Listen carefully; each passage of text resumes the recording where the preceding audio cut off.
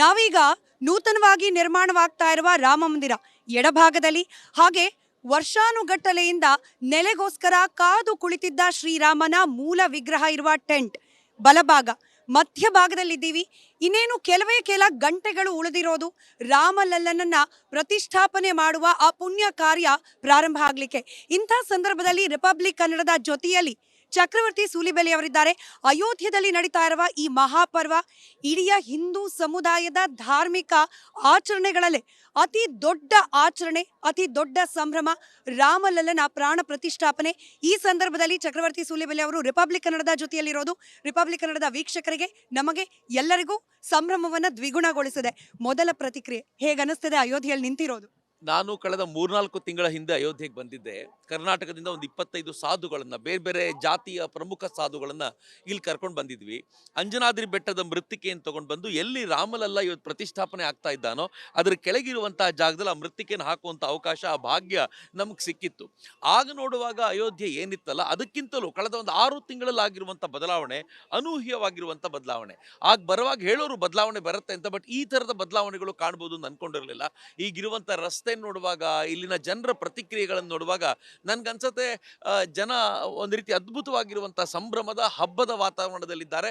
ಇದು ನಮ್ಮ ಜೀವನದ ಅತ್ಯಂತ ಪವಿತ್ರವಾದ ಕ್ಷಣ ಅಂತ ಪ್ರತಿಯೊಬ್ರು ಭಾವಿಸುವಂತೆ ಕಾಣ್ತಾ ಇದೆ. ನಂಗೆ ಮೊದಲಿಗೆ ಗಾಡಿಯಲ್ಲಿ ಬರಬೇಕಾದ್ರೆ ಅನ್ನಿಸ್ತಾ ಇತ್ತು, ನಿಜವಾಗ್ಲೂ ಅಯೋಧ್ಯೆ, ಅವತ್ತಿನ ದಿನದ ಅಯೋಧ್ಯೆ ಏನಿರ್ಬೋದು ಅದ್ರ ಒಂದು ಝಲಕ್ ಇವತ್ತು ನೋಡ್ಲಿಕ್ಕೆ ಸಿಗ್ತಾ ಇದೆ ಅಂತ ಅನಿಸ್ತಾ ಇತ್ತು. ನಿನ್ನೆ ಹೀಗೆ ಸರಿಯೋ ತಟ್ಟದಲ್ಲಿ ಒಬ್ರು ಋಷಿಗಳು ಸನ್ಯಾಸಿಗಳು ಸಿಕ್ಕಿದ್ರು. ಅವ್ರು ಹೇಳ್ತಾ ಇದ್ರು ದೀಪಾವಳಿ ಮಾಡಿ ಅಂತ ಹೇಳಿದ್ದಾರೆ ಮೋದಿ, ಬಟ್ ಇದು ದೀಪಾವಳಿಯನ್ನು ಮೀರಿಸುವ ಸಂಭ್ರಮ. ನಮಗೆ ಯಾರು ಕರೆ ನೀಡಬೇಕಾದ ಅವಶ್ಯಕತೆನೇ ಇಲ್ಲ. ಪ್ರತಿದಿನ ಕೂಡ ಇಲ್ಲಿ ಹಬ್ಬ ಆಗ್ತಾ ಇದೆ, ಪ್ರತಿದಿನ ಸಂಭ್ರಮ ಇದೆ ಅಂತ ಹೇಳಿ.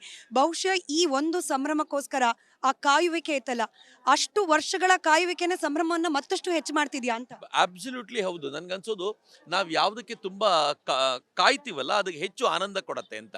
ಹೀಗಾಗಿ ಭಗವಂತ ಗುಡ್ಡದ ಮೇಲೆ ಕೂತ್ಕೊಳ್ಳೋದು ಯಾಕೆ ಅಂತಂದ್ರೆ ಹತ್ಕೊಂಡು ಹೋಗೋವನು ನೋಡುವಾಗ ಸಿಗುವಂತ ಆನಂದ ಇಲ್ಲೇ ಸಿಕ್ಬಿಟ್ರೆ ಇಲ್ಲ ಅಂತ. ಹೀಗಾಗಿ ರಾಮ ಬಹುಶಃ ನನ್ಗನ್ಸತ್ತೆ ನಾವು ಈ ರಾಮ ಮಂದಿರ ಹಾಗೆ ಉಳ್ಕೊಂಡ್ಬಿಟ್ಟಿದ್ರೆ, ಅಂದ್ಕೊಂಡಿದ ತಕ್ಷಣ ಆಗ್ಬಿಟ್ಟಿದ್ರೆ ಇಷ್ಟು ಸಂಭ್ರಮ ಇರ್ತಿತ್ತೇನೋ ಗೊತ್ತಿಲ್ಲ. ಆದ್ರೆ 500 ವರ್ಷಗಳ ಒಂದು ಹೋರಾಟ ಇದೆಯಲ್ಲ ಒಂದು ಮಂದಿರಕ್ಕೋಸ್ಕರ, ಅದು ಕಂಡು ಬರುತ್ತೆ ಅಂತ. ನಾನು ಬರಬೇಕಾದ್ರೆ ದಾರಿಯಲ್ಲಿ ತುಂಬಾ ಜನರನ್ನ ಮಾತಾಡ್ಸ್ಕೊಂಡು ಬರುವಾಗ ಅವ್ರು ಹೇಳ್ತಾ ಇದ್ರು, ನಾವು ಜೀವಮಾನದಲ್ಲಿ ಅಯೋಧ್ಯೆಯನ್ನ ಹೀಗೆ ನೋಡ್ಲಿಲ್ಲ. ಅಯೋಧ್ಯೆಯ ಗೋಲಿಬಾರ್ ಆಗಿದ್ದು ನೆನಪಿಸ್ಕೊಳ್ತಾರೆ ಅವರು. 90ರ ದಶಕದಲ್ಲಿ ಒಂದು ಗೋಲಿಬಾರ್ ಆಗಿತ್ತು. ಆಗಿನ ಅಯೋಧ್ಯೆ ಮತ್ತು ಈಗಿನ ಅಯೋಧ್ಯೆ ನೋಡುವಾಗ ಅದು ಟೋಟಲಿ ಡಿಫ್ರೆಂಟ್ ಆಗಿದೆ ಅಯೋಧ್ಯೆ ಅಂತ ಡೆಫಿನೆಟ್ಲಿ ಅನ್ಸುತ್ತೆ. ಹೀಗಾಗಿ ಈ ಸಂಭ್ರಮದ ಹಿಂದೆ ಆ ಕಾಯುವಿಕೆ, ಆ ನೋವು, ಜನರನ್ನ ಕಳ್ಕೊಂಡಿರುವಂಥದ್ದು, ಸಾವಿರಾರು ಜನರನ್ನ ಕಳ್ಕೊಂಡಿರುವಂಥದ್ದು, ಇವೆಲ್ಲವೂ ಸೇರಿಕೊಂಡು ಇದನ್ನ ಖಂಡಿತವಾಗಿ ದ್ವಿಗುಣಗೊಳಿಸಿದೆ. ನಾನು ನಂಬರ್ನೇ ಹೇಳೋದಾದ್ರೆ, ಈ ಬಾರಿ ಏನು ಪಟಾಕಿಗಳ ಸೇಲ್ ಆಗಿದೆಯಲ್ಲ ಅದು ದೀಪಾವಳಿಗೆ ಏನ್ ಸೇಲ್ ಆಗುತ್ತೋ ಅದಕ್ಕಿಂತ ಜಾಸ್ತಿ ಸೇಲ್ ಆಗಿದೆ ಅಂತ. ಸೊ ರಿಟೈಲ್ ಮಾರ್ಕೆಟ್ ಅಲ್ಲೂ ಕೂಡ ಒಂದು ವಾತಾವರಣದ, ಉತ್ಸಾಹದ ವಾತಾವರಣ ಕಂಡು ಬಂದಿದೆ. ನನಗನ್ಸುತ್ತೆ ಜನವರಿ 22 ಪ್ರತಿ ವರ್ಷ ಬಹುಶಃ ಭಾರತದಲ್ಲಿ ದೀಪಾವಳಿ ಅಂತ ಸೆಲೆಬ್ರೇಟ್ ಆಗುತ್ತೇನೋ ಅಂತ ಅನ್ಸುತ್ತೆ ನಾನು. ನಿಜ.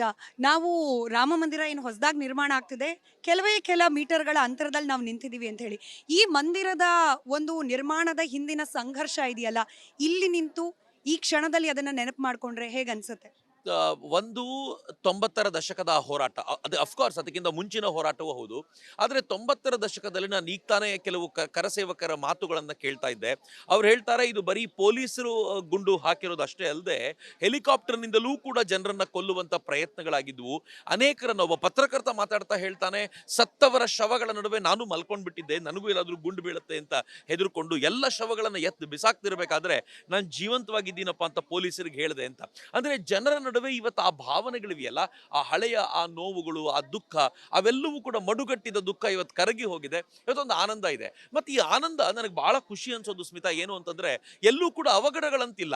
ನಾವು ಬೇರೆಯವ್ರು ಯಾರಾದ್ರೂ ಹೀಗೊಂದು ಸಂಭ್ರಮ ಆಚರಣೆ ಮಾಡ್ತಾರೆ ಅಂತಂದ್ರೆ ಮತ್ತೊಬ್ಬರ ಯಾವುದೋ ಮಂದಿರದ ಮೇಲೆ ಕಲ್ಲೆಸಿಬೇಕು, ಇನ್ನೊಬ್ಬರಿಗೆ ಯಾರಿಗೋ ಬೈಬೇಕು, ಕೂಗಾಡಬೇಕು. ಇಲ್ಲಿ ನೋಡಿ ಎಷ್ಟು ಶಾಂತವಾಗಿದೆ, ಏನ್ ಅದ್ಭುತವಾಗಿದೆ ವಾತಾವರಣ ಅಂತಂದ್ರೆ, ಯಾರ್ಯಾರು ಕರ್ನಾಟಕದಲ್ಲಿ ಮನೆಯಲ್ಲಿ ಕುಳಿತುಕೊಂಡು ನೋಡ್ತಿದ್ದೀರೋ ಅವ್ರಿಗೆ ನಾನು ಹೇಳಲಿಕ್ಕೆ ಇಚ್ಛೆ ಪಡ್ತೀನಿ, ಇದೊಂಥರ ವಾತಾವರಣವೇ ಅದ್ಭುತವಾಗಿರುವಂತ ಕಲ್ಪನೆ. ಬಹುಶಃ ಸ್ಮಿತಾನು ಅದನ್ನ ಅನುಭವಿಸ್ತಾ ಇರಬಹುದು. ಕಳೆದ ನನಗಿಂತ ಮುಂಚೆ ಬಂದು ಇಲ್ಲಿ ಇದನ್ನ ಅನುಭವಿಸ್ತಾ ಇರೋ ಸ್ಮಿತಾಗಿ ಇನ್ನೂ ಚೆನ್ನಾಗಿ ಗೊತ್ತಿರಬಹುದು. ಜನ ಊಟಕ್ಕೆ ತೊಂದರೆ ಇಲ್ಲ, ಅವ್ರು ಉಳ್ಕೊಳ್ಳಿಕ್ಕೆ ತೊಂದರೆ ಇಲ್ಲ. ನಾವು ಅನ್ಕೊಳ್ತಿದ್ವಲ್ಲ ಜನ ತುಂಬಾ ಬರ್ತಾರೆ, ಬಹಳ ಕಷ್ಟ ಆಗುತ್ತೆ ಅಂತ. ಹೇಗೆ ವ್ಯವಸ್ಥೆ ನಡೆಯುತ್ತೋ ಗೊತ್ತಿಲ್ಲ. ನನ್ಗೆ ಗೊತ್ತಿಲ್ಲ ಸ್ಮಿತಾ, ನಾನು ಕುಂಭಮೇಳವನ್ನು ನೋಡಿದ್ದೀನಿ. ಬಹುಶಃ ಆ ಕುಂಭಮೇಳ ನೋಡಿದಾಗ ಏನು ಫೀಲ್ ಆಗ್ತಿತ್ತು ನನಗೆ, ಇಲ್ಲಿ ಬಂದಾಗ ಅದೇ ರೀತಿಯ ಒಂದು ಅನುಭವ ಖಂಡಿತವಾಗಿಯೂ ಇಲ್ಲಿ ನನಗೆ ಆಗ್ತಾ ಇದೆ ಅಂತ ಖುಷಿ ಅನ್ಸುತ್ತೆ ನನಗೆ. ಹಿಂದೂ ಸಮುದಾಯದ ಒಂದು ಏಕೀಕರಣಕ್ಕೆ ರಾಮ ಮಂದಿರ ಸಾಕ್ಷಿ ಆಗ್ತಿದೆ ಅಂತ ಹೇಳಿ ವಿಶ್ಲೇಷಣೆಗಳು ಬಹಳ ನಡೀತಾ ಇದೆ. ಬಟ್ ಹೇಗ್ ಸಾಧ್ಯ ಆಗ್ತಿದೆ ಅದನ್ನ ವಿವರಿಸಬಹುದಾ ವೀಕ್ಷಕರಿಗೆ? ಡೆಫಿನೆಟ್ಲಿ ಹೌದು. ನನಗೆ ಯಾರೋ ಕೇಳಿದ್ರು ಇತ್ತೀಚೆಗೆ, ರಾಮ ಮಂದಿರವನ್ನ ನೋಡುವಾಗ ನಿಮ್ಗೆ ಏನ್ ಅನ್ಸತ್ತೆ, ರಾಮನ ನೋಡುವಾಗ ಏನ್ ಅನ್ಸತ್ತೆ? ಧರ್ಮ ಪುರುಷ, ಅಫ್ಕೋರ್ಸ್ ಧರ್ಮ ಪುರುಷ, ಆದ್ರೆ ರಾಮ ಒಂದು ರಾಷ್ಟ್ರ ಪುರುಷನಾಗಿಯೂ ನಿಲ್ತಾನೆ. ಈಗ ನೋಡಿ, ರಾಮ ಉತ್ತರ ಮತ್ತು ದಕ್ಷಿಣವನ್ನ ಬೆಳೆಸಿದವನು.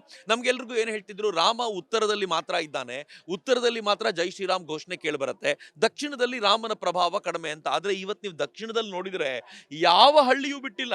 ನಾವೇ ರಥಯಾತ್ರೆ ತಗೊಂಡು ಹೋಗ್ತಿದೀವಿ ರಾಮನ ಕುರಿತಂತೆ, ರಾತ್ರಿ 11 ಗಂಟೆ ಆದ್ರೂ ಆ ಹಳ್ಳಿಗಳಲ್ಲಿ ಜನ ಆನಂದಿಸೋದನ್ನ ನೋಡಿದ್ರೆ ನನ್ಗನ್ಸತ್ತೆ ದಕ್ಷಿಣದಲ್ಲಿ ಏನ್ ಕಡಿಮೆ ಇಲ್ಲ. ಹೀಗಾಗಿ ರಾಮ ವಾಪಸ್ ಉತ್ತರ ಮತ್ತು ದಕ್ಷಿಣವನ್ನ ಬೆಳೆದಿದ್ದಾನೆ. ಸೌತ್, ನಮ್ಮ ಸೌತ್ ಅಲ್ಲ, ಸೆಪರೇಟ್. ಜೋಡಿಸೋಕೆ ಸಾರಿ ಮಧ್ಯದಲ್ಲಿ ಪ್ರಶ್ನೆ ಕೇಳ್ತಿದ್ದೀನಿ. ಭಾರತವನ್ನ ಜೋಡಿಸ್ಬೇಕು ಅನ್ನೋ ಪ್ರಯತ್ನಗಳಾಗ್ತಿದೆ ಕೆಲ ಪಕ್ಷದಿಂದ. ಜೋಡಿಸುವ ಅವಶ್ಯಕತೆ ರಾಜಕೀಯ ಪಕ್ಷಗಳಿಂದ ಇದೆಯಾ ಅಂತ ಹೇಳಿ? ಒಂದು ಏನಂತಂದ್ರೆ, ಭಾರತವನ್ನ ಡಿವೈಡ್ ಮಾಡುವಂತ ಪ್ರಯತ್ನ ತುಂಬಾ ನಡೀತು. ಇತ್ತೀಚೆಗೆ ಎಲೆಕ್ಷನ್ ರಿಸಲ್ಟ್ ಬಂದ ನಂತರ ದಿ ಸೌತ್ ಅಂತ ಹಾಕಿರುವಂತದನ್ನ ನಾವು ನೋಡಿದ್ವಿ. ಭಾರತ ಡಿವೈಡ್ ಮಾಡ್ತೀವಿ ಅಂತ. ಡಿವೈಡ್ ಮಾಡಿ ಬಹಳ ದಿನ ಆಗ್ಲಿಲ್ಲ. ಇವರ ಆ ಮಾತುಗಳನ್ನು ಹೇಳಿ ಕೆಲವೇ ತಿಂಗಳೊಳಗೆ ಇವತ್ತು ಹೇಗಾಗಿದೆ ಅಂತಂದ್ರೆ, ಮತ್ತೊಮ್ಮೆ ಇದನ್ನ ಜೋಡಿಸುವಂತ ಪ್ರಕ್ರಿಯೆ ರಾಮನ ಮೂಲಕ ನಡೀತಾ ಇರೋದಿಲ್ಲ ಇದೆಯಲ್ಲ, ಇದು ಬಹಳ ವಿಶಿಷ್ಟವಾದ್ದು ಅಂತ ನನಗೆ ಅನ್ಸುತ್ತೆ. ಇದು ಮೊದಲನೇ ಪಾರ್ಟ್. ಎರಡನೇದು, ರಾಮ ಜಾತಿಗಳನ್ನ ಬೆಸಿತಾನೆ.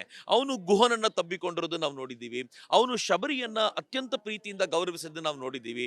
ರಾಮ ಆನಂತರ ರಾವಣನ ಸಂಹಾರ ಮಾಡೋದಕ್ಕೆ ವಾನರರ ಜೊತೆಗೆ ಬೆಸೆದ ಸಂಬಂಧ, ಅವರನ್ನ ಮಿತ್ರರು ಅಂತ ಕರೆದು ಅಗ್ನಿ ಸಾಕ್ಷಿಯಾಗಿ ಸುಗ್ರೀವನನ್ನ ಮಿತ್ರ ಅಂತ ಕರೆದಿರೋದನ್ನ ನಾವು ನೋಡಿದ್ದೀವಿ. ಅಂದ್ರೆ ರಾಮ ಜಾತಿಗಳನ್ನ ಬೆಸೆಯೋದ್ರ ಮೂಲಕ, ನೀವೇನ್ ಹೇಳಿದ್ರಿ, ಇಡೀ ಭಾರತವನ್ನ, ಹಿಂದೂ ಸಮಾಜವನ್ನ ಒಟ್ಟು ಮಾಡೋ ಪ್ರಯತ್ನದಲ್ಲಿ ರಾಮನ ಪ್ರಯತ್ನ, ರಾಮನ ಈ ಕೆಲಸ ಬಹಳ ದೊಡ್ಡದು ಅಂತ ಅನ್ಕೊಳ್ತೀನಿ. ಆ ದೃಷ್ಟಿಯಿಂದ ರಾಮ ಮಂದಿರವನ್ನು ನೋಡುವಾಗ ಇದು ರಾಷ್ಟ್ರವನ್ನು ಬೆಸೆಯುವಂತ, ಏಕಗೊಳಿಸುವಂತ ಒಂದು ಪ್ರಯತ್ನ ಕೂಡ ನಡೆದಿದೆ ಅಂತ ನನಗನ್ಸುತ್ತೆ. ನಿಜ.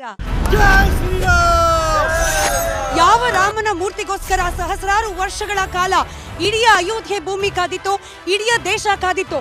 ಈ ಒಂದು ಲಾರಿಯಲ್ಲಿ, ನನ್ನ ಪಕ್ಕದಲ್ಲೇ ಇರುವ ಲಾರಿಯಲ್ಲಿ ರಾಮನ ವಿಗ್ರಹವನ್ನ ಇಡಲಾಗಿದೆ. ರಾಮಲಲ್ಲನ ವಿಗ್ರಹವನ್ನ ಇರಿಸಿ ಮೆರವಣಿಗೆಯನ್ನ ಮಾಡಲಾಗ್ತಾ ಇದೆ. पूरे भारतवर्ष को नहीं, पूरे दुनिया को राम बनाना है और 22 जनवरी को पूरे विश्व में दिए जलाने हैं. जय जय श्री राम. ಕನ್ನಡಿಗ ಶಿಲ್ಪಿ ಅರುಣ್ ಯೋಗಿರಾಜ್ ಅವರ ಕೈಯಲ್ಲಿ ಮೂಡಿರುವ ರಾಮಲಲ್ಲನ ವಿಗ್ರಹ जय श्री राम. ಗಮನಿಸಬಹುದು. ದಾರಿಯುದ್ದಕ್ಕೂ ಕೂಡ ರಾಮ ಭಕ್ತರ ಜಯಘೋಷದ ಜೊತೆಯಲ್ಲೇ ಸಾಗ್ತಾ ಇದೆ ಮೆರವಣಿಗೆ.